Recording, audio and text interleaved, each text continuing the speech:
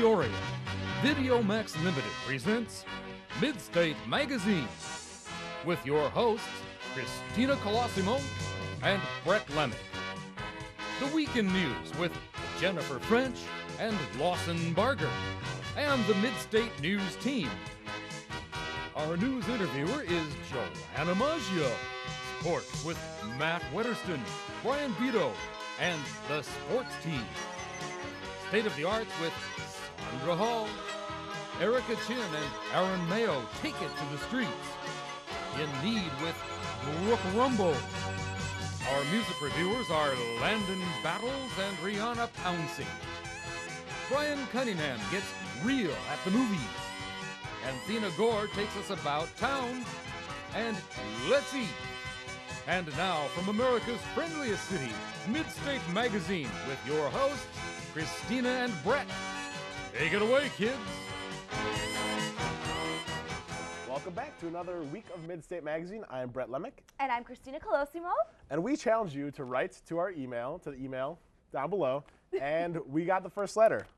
Ooh, this is exciting. Dear Brett and Christina, my name is Agnes, and every Tuesday evening, me and my husband Charlie get together on the couch and watch Midstate Magazine. Aww. Christina, you are just lovely, and you remind me of my granddaughter, Nicole. Aww. And Brett, I just love that beard. You wear it well. We also enjoy watching the sports segment. Please tell Daniel that we look forward to his sports updates each week. Why don't you do a theme about sports sometime? Keep up the good work. Lots of love, Agnes. Thank you, Agnes. Wow. There's our first letter. You know what?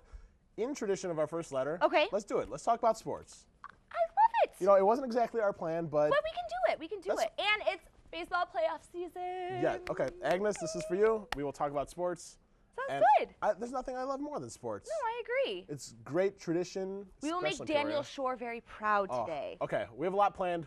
Agnes, this is coming to you. But first, let's go to news with Jennifer and Nasheen. Thank you, Christina and Brett. I'm Jennifer French. And I'm Nasheen Farishta. Thanks for joining us this evening. A makeover that was originally budgeted for $51,000 has increased to $150,000. Bradley University's University Hall cafeteria is in need of a makeover and is getting one.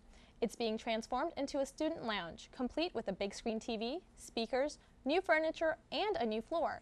The new floor was not originally in the budget, but the student body president, Jordan Takarik, and university president, Joanne Glasser, decided that the old floor was too worn and convinced the vice president of business affairs, Gary Anna, to increase the budget another $100,000 to replace the floor and to add the best furniture and entertainment system to the space. The work will take place during the semester and over winter break. Thanks to Governor Blagojevich, Illinois is the first and only state to provide uninsured women with free screenings and treatment for cancer. Blagojevich's Take Charge, Get Screened campaign will provide health care for more than 200,000 women over the age of 35. Uninsured women 35 years and older qualify for free pelvic exams and Pap tests, and uninsured women 40 years and older qualify for free mammograms. If diagnosed, these women will be provided with doctor visits, hospital care, and prescription drugs. Enrollment at Bradley University has decreased by about 100 students from last year, but the enrollment of minorities and graduate students has increased. The diversity of Bradley's freshman class is a record high, with 16% being minorities. Bradley considers diversity to be very important on campus, and graduate enrollment has also increased. There are 838 graduate students this year compared to 785 2 years ago. Bradley has been trying to increase the enrollment of graduate students, although enrollment is slightly lower this year. Associate Provost for Enrollment Management, Nikki Robertson, is not concerned. She says that a slight fluctuation from year to year is common. If you've been by the Peoria Riverplex recently, you may have noticed something a little different in the waters of the Illinois River.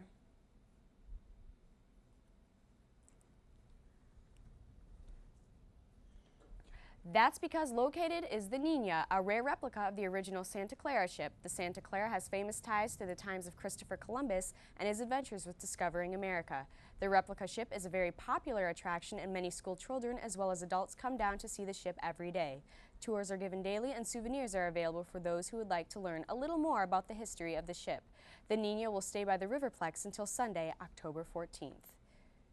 We've all heard of starving artists, but what about squatting artists? In Providence, Rhode Island, the leader of an artist collective frequently made his home in a parking garage of a shopping mall, sometimes for weeks at a time. How was the group of artists able to continue their vagrancy unnoticed? The leader, Michael Townsend, built this 750 square foot secret apartment out of cinder blocks and installed a nondescript utility door.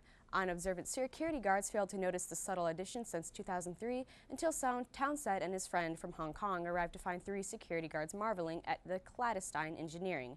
Townsend was sentenced to probation for illegally residing on public property. Dr. Greg Pitts, Interim Associate Department Chair and Associate Professor for the Department of Communications at Bradley University, has our first of several career tips of the week.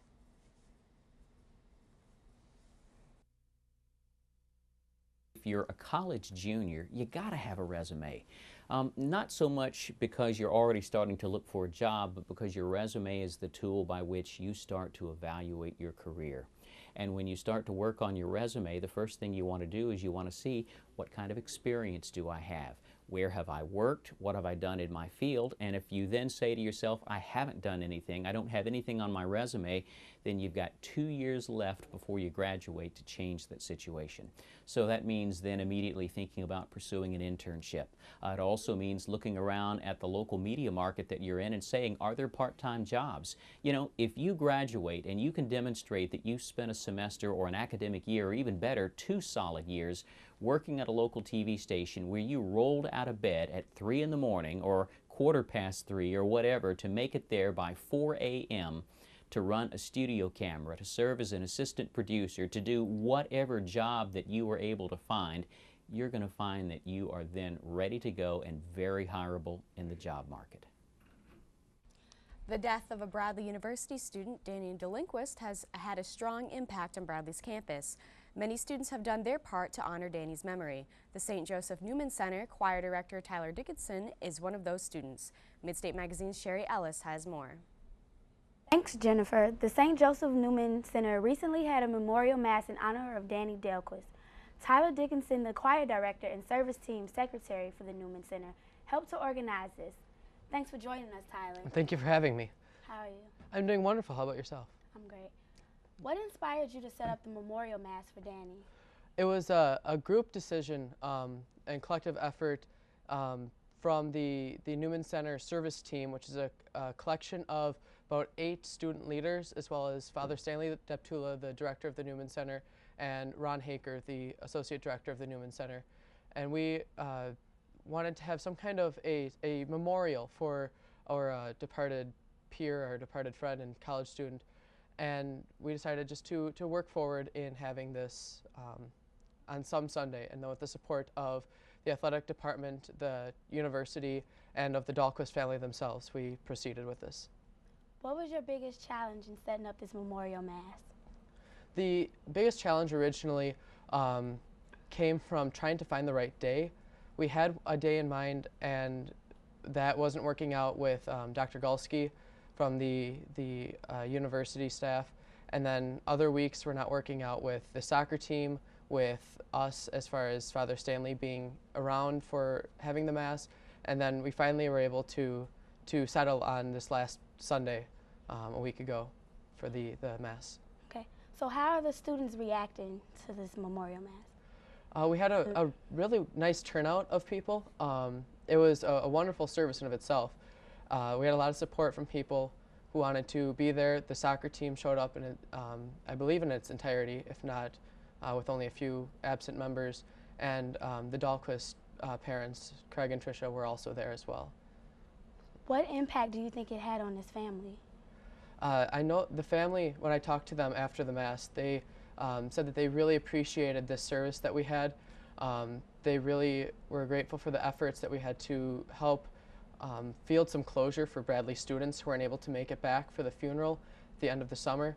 And also for them to have that experience. They said it was very inspirational and very motivating for them as well.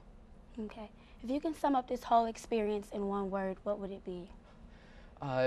It was difficult, personally, emotionally. I knew Danny personally, and that had an influence on my involvement in planning this, and then being the choir director as well. Selecting the music was a treat, a wonderful task to be able to select the music and really help make this Mass a special thing for the community. Thanks so much for joining us. Thank you. This evening, now to Daniel Shore with sports. Thanks, Sherry. In the NBA, the Celtics made the most of their offseason. Now they have an all-star trio that already puts them in position to be playoff contenders. They picked up Kevin Garnett from the Minnesota Timberwolves, Ray Allen from the Seattle Supersonics, and even re-signed fan favorite Paul Pierce. The three have a total of 22 all-star appearances, together average 64 points per game, so I guess we'll see if they even need the other two players on the court. The NBA season tips off October 30th. You can catch the Celtics' first game November 2nd against the Wizards. ESPN recently teamed up with Business Week to create a list of the top 100 most influential people in the world of sports. Surprisingly, a majority of those who made the list aren't even athletes. Tiger Woods is the only athlete in the top 5, which has 3 sports commissioners. The list also includes CEOs of major TV networks and powerful people in team management. You can check out the list for yourself, though, at businessweek.com. And the Major League Baseball playoffs are underway after the end of the regular season brought a lot of surprises and excitement to carry energy and emotion into the postseason. The battle for the National League Central went down to the last 4 games, and with the Cubs' win over the Reds, Brewers lost to the Padres, the division crown was secured for Chicago. In the American League, despite the fact that the Red Sox defeated the New York Yankees in the standings, the Yanks will still be in the playoffs as they clawed their way into the wild card spot. And with the season behind us, it's time for our Midstate playoff predictions with your very own in-house predictor. All right, let's see what we have.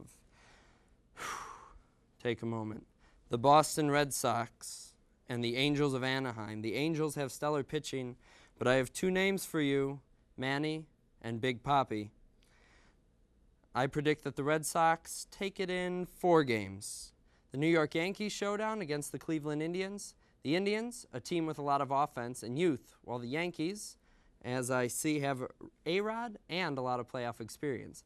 But with an injury-prone Yankees roster trying to hold off the bottle of energy that Cleveland is, it looks like the Indians will take it in 5. And in the National League, the Cubs and the D-backs are first. Chicago has a ton of talent in their lineup, but at times they were ineffective and didn't meet Major League Baseball standards. The Diamondbacks have the drive to get hard-earned victories behind veteran leader Tony Clark and the 2006 Cy Young winner.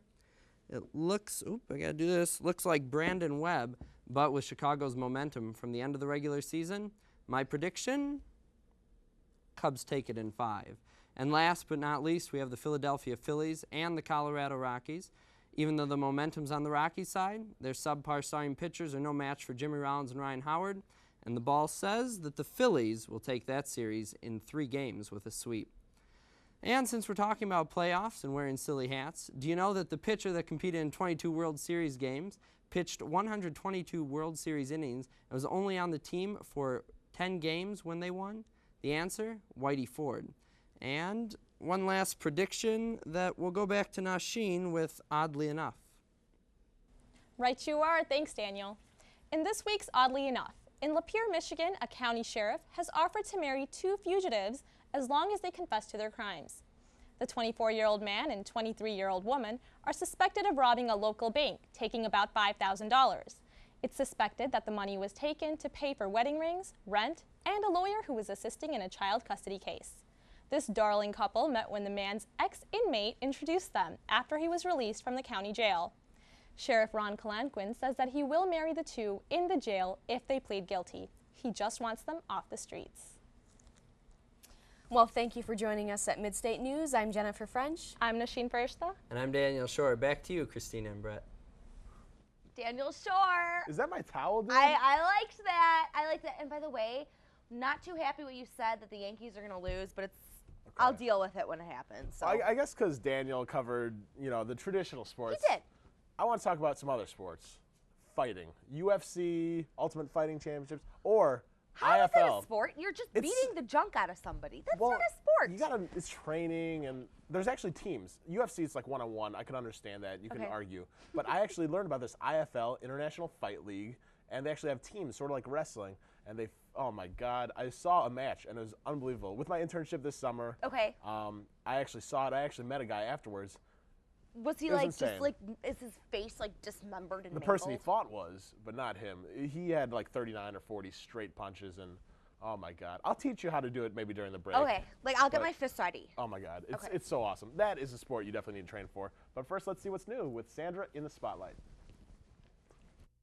Hi, my name is Sandra Hollywood Hall, and welcome to In the Spotlight. Today we're going to be looking at some of the shows recently began airing their new seasons. The Office and Family Guy are two very popular shows that kept a lot of people excited for the season premieres. The Office is a show highlighting the mundane life of those working inside of an office, often with hilarious results. The show uses extremely awkward situations and very dry humor to give it the signature feel it creates. Ricky Gervais, the producer and creator of the original BBC UK version, is also an executive producer for the American version. This way, he can still have his input and put his own little tweaks on the show he created and loves so much. The new season aired Thursday, September 27th, and you can catch it every Thursday at 8 p.m. on NBC. Family Guy, created by Seth MacFarlane, centers around a family called the Griffins, with a diabolical genius for a baby, a promiscuous wife, a drunken father, a talking dog, a plain daughter, and a son with the brain of a snail. This show has infinite range for creativity. With lots of cut scenes and hysterical musical numbers, it is almost impossible to not shed a tear while watching this show. Always getting themselves in preposterous situations, the Griffins of Family Guy definitely have stepped up into the shoes of their animated predecessor, The Simpsons. Family Guy airs on Sundays at 8 p.m. on Fox. Well, that does it about it for me. I'm Sandra Hollywood Hall, and remember, you can count on me to keep you in the know within the spotlight. Sandra, you got The Office for Oh me. my Thank God, you, I girl, love for The that. Office. I know. The Office does sports stuff.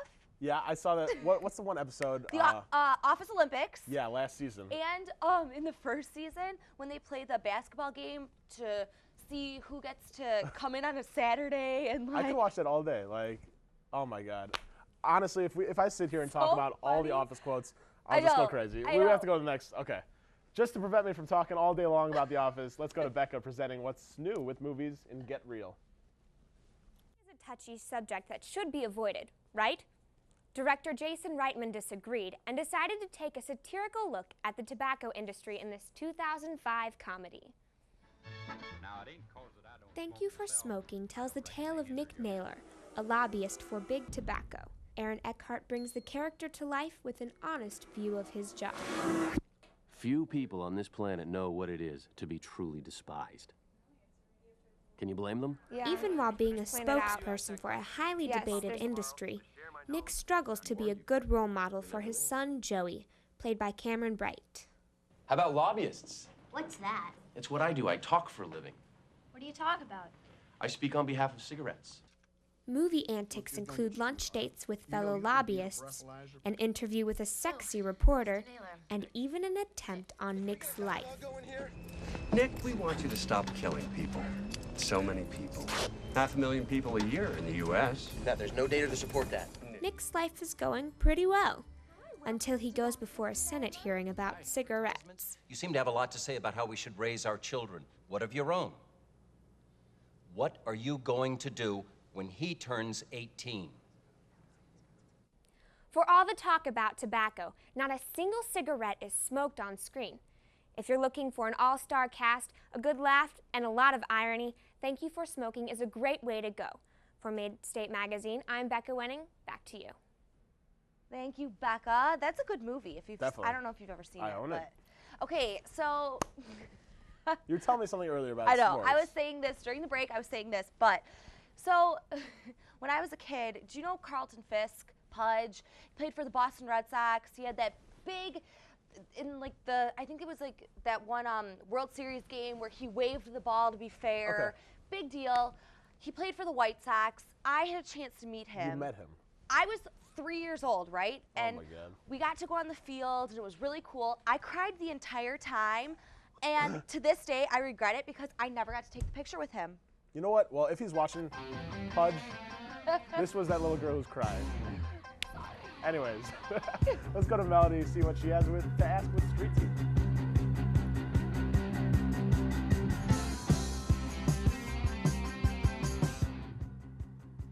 Hi, I'm Melody Essler. This week's Street Team goes downtown Peoria on Main Street to talk with some people, show them some cliche phrases, and see if they can tell us what they mean. How about the phrase white on rice? That means it's true blue. It's exactly what you see. White on rice. Yeah, it's white is covered. I'm not familiar with that one, but I would guess that it's stuck like glue or something. Have you ever heard the expression like white on rice? No, I have not. I'm gonna be all over you like, stink on whatever, or white on rice, hence the white. The next phrase we have is the pot calling the kettle black. Can you tell me a little bit about what that means, where it came from? Yeah, it means you're the one that's guilty, but you're accusing somebody else. The pot calling the kettle black. It's basically if you're like insulting somebody, you're like, why are you insulting me when, or like, why, I don't know, it's like. I guess that would mean to me that we're all in the same boat. I mean, you can't judge me. I guess, I don't know. Killing two birds with one stone. Doing two things at one time. I don't really even think it's possible. Maybe unless you had like a big boulder and you're just dropping it on like a nest of baby birds, and that's not cool. I don't know. Next. I don't know what that means. For Midstate Magazine, this is Melody Essler. Back to you guys. Oh, Melody, that was great. I don't even understand. I thought that was so funny. I guess asking questions. I wish I had like a witty cliche that I could say right now, but I can't even think of one.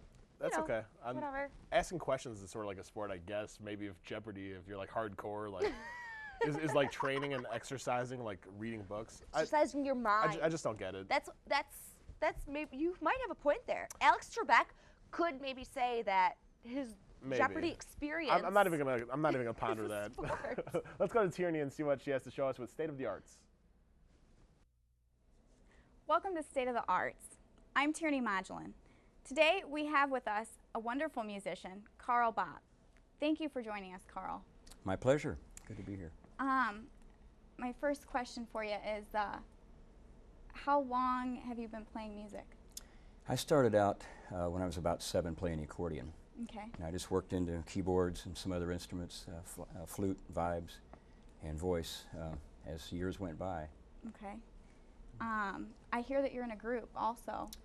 Can you tell me a little bit about that? I have a group called Class Act, which is 2 horn players, myself and a drummer, and occasionally a female singer. I do the singing, play left-hand bass, and it's a pretty full sound. We do a lot of private parties. Okay.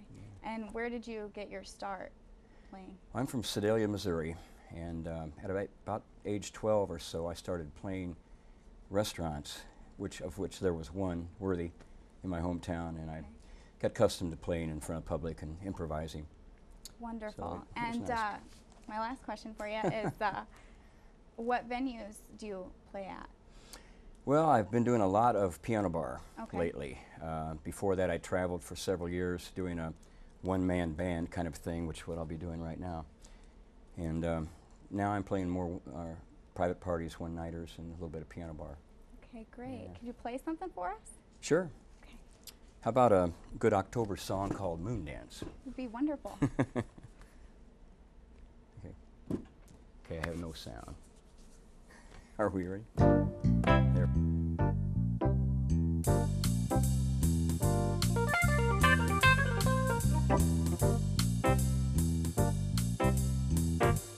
It's a marvelous night for a moon dance, with the stars up above your eyes. A fantabulous night to make a romance under the cover of October skies. You know the leaves on the trees are falling to the sound of the breezes and blow. But I'm trying to please to the call of your heartstrings that play something low. Night's magic seemed to whisper and hush. Soft moonlight seemed to shine when you blush. Why you say one more dance, my love? Yeah, just make some more romance with you, my love. Oh, I wanna make love with you tonight. I can't wait till the morning comes, and I know that the time will be just right. Straight into my arms you will run. When you come, my heart will be waiting to make sure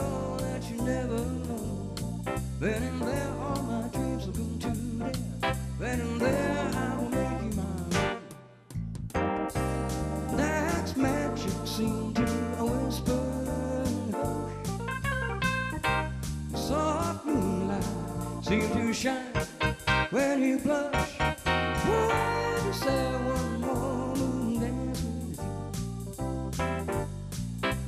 Can I just make some more romance with you, my love?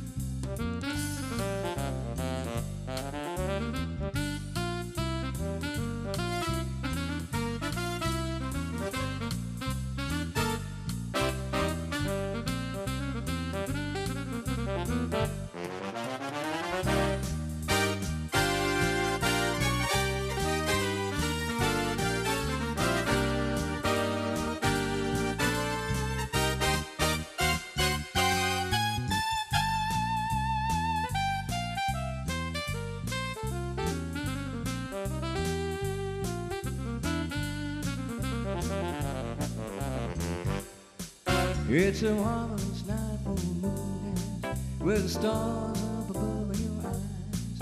A fantabulous night to make romance under the cover of the skies. You know the leaves on the trees all fall to the sound of the breezes in the blow. And I'm trying to please to the calling of your heartstrings to play so tenderly. Well, that's magic seemed to whisper and hush. Soft moonlight seemed to shine when you blush. Oh, just have one more dance with you, my love. Yeah, just make some more romance with you, my love. One more dance in the moonlight on a magical night. One more dance in the moonlight. I just had one more dance with you, my love.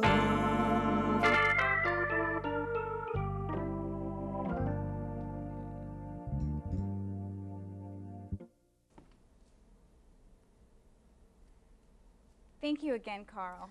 Back to you guys. My pleasure. Very nice. Oh, that was wonderful. You I know. upstaged me. I don't even know what to say. I know. It kind of leaves you speechless. I I liked love it. the crooners, though. They always make me laugh. Not laugh, but have yeah. fun. Sorry about that one. Anyways. You know, it's been a great show. It Sports, has. I love it. Agnes, your letter. Thank you. It really Please, touched me. People, please send in more letters Well, because that's good. If you have an idea for a theme, we'd love to hear it. let us because know. That's pretty much it. Like, Agnes, I love you. I Thanks love for you watching. too. Charles, you and your husband, you know, just keep watching. It's been a great show. And remember, if you're not watching us, You're not watching much. see you next time. Bye.